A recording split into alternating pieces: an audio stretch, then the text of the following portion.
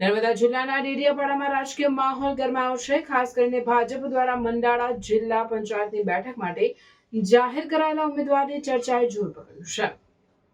ડેડિયાપાડા તાલુકા પંચાયતના પૂર્વ પ્રમુખ સંજય વસાવાની ભાજપે ટિકિટ આપીને મેદાનમાં ઉતાર્યા છે। આ તે જ સંજય વસાવા છે જેમણે આમ આદમી પાર્ટીના નેતા ચૈતર વસાવા સામે સીધી ટક્કર લીધી હતી। ડેડિયાપાડામાં ભાજપ અને વિપક્ષ વચ્ચેનું જંગ હવે વ્યક્તિગત પ્રતિષ્ઠાનું જંગ બની રહ્યો હોય તેમ લાગે છે। ભાજપે મંડાળા જિલ્લા પંચાયત બેઠક પરથી સંજય વસાવાના નામ પર મહોર લગાવ્યો છે।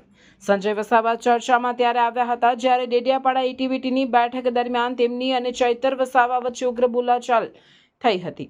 આરોપ છે કે તે સમયે ચૈતર વસાવાએ કાચનો ગ્લાસ છૂટો મારીને સંજય વસાવા પર હુમલો કર્યો હતો, જે અંગે સંજય વસાવાએ પોલીસ ફરિયાદ પણ નોંધાવી હતી।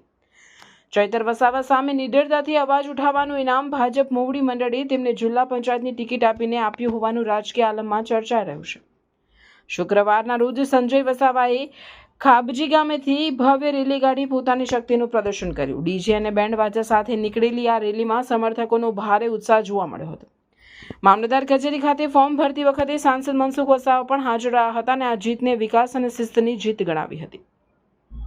સંજય વસાવાએ કહ્યું હતું કે પાર્ટીએ મારા પર જે વિશ્વાસ મૂક્યો છે તે બદલ હું આભારી છું। મેં હંમેશા અન્યાય સામે અવાજ ઉઠાવ્યો છે અને મંડાળા બેઠકની જનતાના આશીર્વાદથી અમે જંગી બહુમતી સાથે વિજય બનીશું।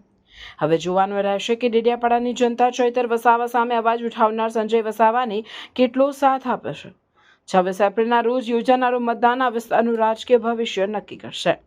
રિપોર્ટર રવિ સૈયદ, ડેડિયાપાડા। પૂર્વ ડેડિયાપાડા તાલુકા પંચાયત પ્રમુખ તરીકે જવાબદારી સફળતાપૂર્વક સંભાળ્યા બાદ મને મારી પાર્ટી ભારતીય જનતા પાર્ટી દ્વારા જિલ્લા પંચાયત મંડાળાના ઉમેદવાર જાહેર કરતા આજે મેં અને મારા સમર્થકો અને પાર્ટીના કાર્યકરો દ્વારા આનંદ ઉલ્લાસથી વિજય ઉત્સવના વાતાવરણ ઊભું કરીને અમે આજે ઉમેદવારી પત્ર ભર્યું છે અને મને વિશ્વાસ છે મારા મતદારો પર અને મારા કરેલા વિકાસના કામો અને ભારતીય જનતા પાર્ટીના અવિરત વિકાસની જે વેગ આજે ગુજરાતને મળી છે એટલે મને સંપૂર્ણપણે વિશ્વાસ છે કે મારા મતદારો મને જિલ્લા પંચાયતના ઉમેદવાર તરીકે વિજય બનાવીને જિલ્લા પંચાયત નર્મદામાં મોકલશે।